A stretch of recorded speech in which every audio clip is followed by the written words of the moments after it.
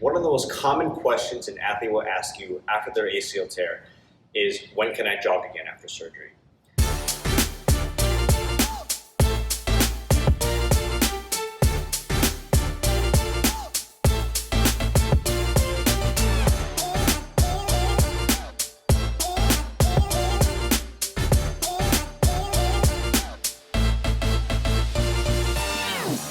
Most common questions an athlete will ask you after their ACL tear is, when can I jog again after surgery?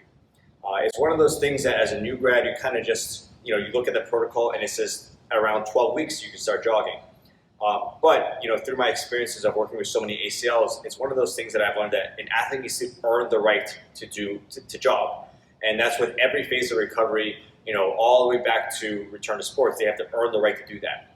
So with jogging, I never really had a specific system in place of how to determine whether or not someone was ready. It was more so at 12 weeks, I was like, let's try it and see whether or not it would look good.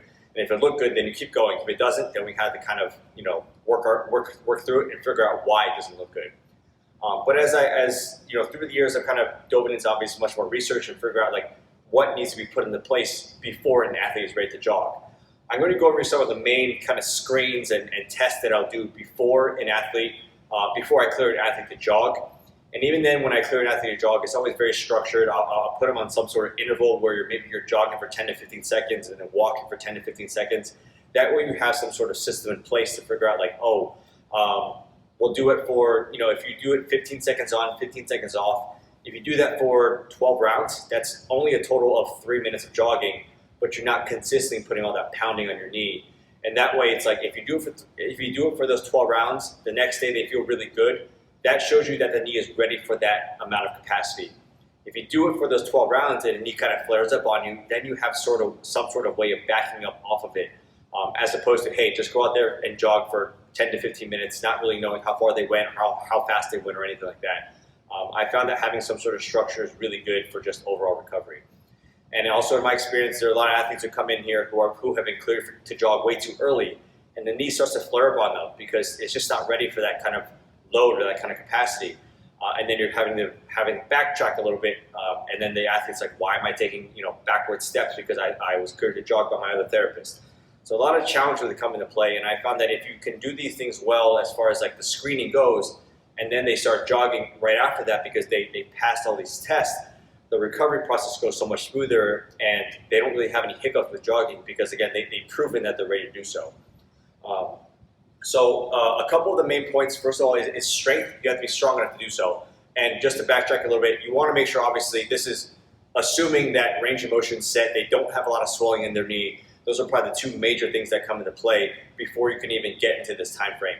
And for me personally, I don't clear anyone to jog even before 12 weeks. My preference is to be closer to, honestly, 15 to 16 weeks if I can hold them out that long.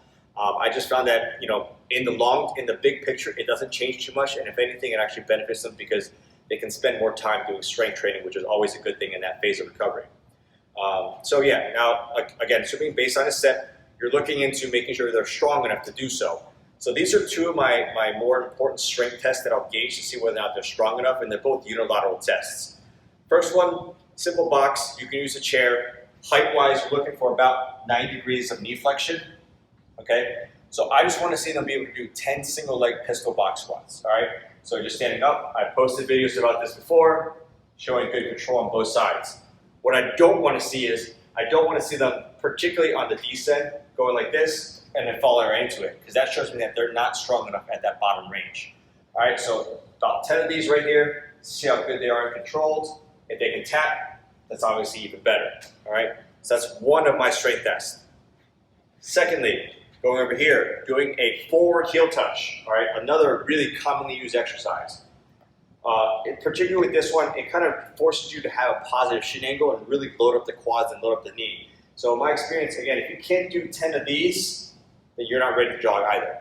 And I've talked about how form is so important for this exercise, and you can look back to that video if you need a refresher for this exercise.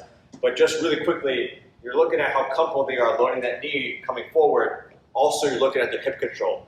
If they're doing this and their hip is dipping all over the place, and they're kind of flopping all over the place, or they're really leaning forward to kind of load up the glutes, they are definitely not ready to jog. All right. So those are my two really kind of quick strength gauges, strength tests to see whether or not they're ready to jog. Another really big component, which in my opinion is probably the one that's neglected more so, is whether or not the knee is ready to actually absorb and load. So there are a lot of like pre-jogging exercises which I think are important to work on, and teaching the knee how to absorb is extremely important. So you've seen me do my doorway knee touch before. I posted a video about it before, but imagine if there's a door frame right here. Like, can they, if they're holding the door frame, tap their knee, just showing some sort of control, again, with that positive shin angle? Does it hurt their knee? Or does it feel uncomfortable? Does their knee shake at all? Those are all these things you want to look for. It should be relatively fluid, right? Jogging should be fluid. So if they can't do this well, they're kind of like all over the place and it just doesn't look very fluid, jogging is not going to look very, very good, all right? And then you're looking into another, probably one of my other favorite ones is actually just doing a simple, I posted this before, another pre-jogging exercise is honestly just taking like larger steps and seeing if that knee is able to absorb. So like here, absorb, step, and absorb, all right? So if I push that away, if I'm doing this from the side and they're doing something like this, and they're sitting their butt back like that, or their knee just is stiff and doesn't want to absorb, another clear indicator that they're not ready to jog. So in my experience, just looking at these things can really give you some information as to how their knee will respond to jogging. I'll say the very last one that I'll do is a step off for force absorption. So again, stepping, absorbing, right? Stepping and absorbing. So again, same thing as I just did with the big steps. Are they landing like this with their butt back because they're afraid to load their knee? Or are they landing with a stiff knee, right? No actual springing loading component to it. If all these things don't look very smooth or don't look very good, in my experience, that gives you enough information to know that they're not ready to jog.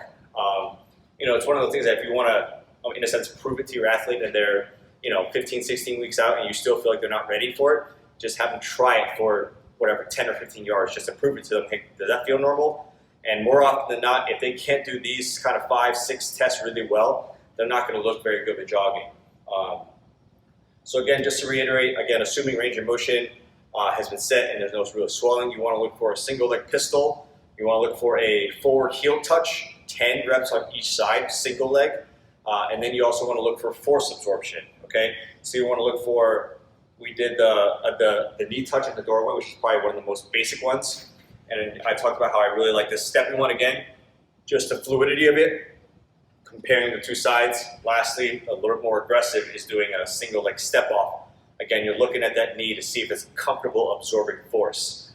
So those are kind of my 5 major screens that I'll typically do before trying to jog. And then I usually like to work in the ladder, which you've seen me post before also. I just find the ladders a lot more structured. It's a lot easier for them to just manage of navigating through those 8 to 10 boxes and then starting to jog after that. And if they look good during doing these 5 screens, in my opinion, they'll look good jogging as well. Thank you for watching today's video. Please feel free to like and subscribe and share it on your social media platforms. If you're interested, I have started an ACL Mastermind group, which is a growing library of content centered around ACL rehab. It has exercises ranging from immediate post-op to late-stage sport-specific movements and everything in between. It's a growing library and currently holds over 250 videos. There's content centered around assessments, movement breakdowns, exercise breakdowns, case studies, and a whole lot more.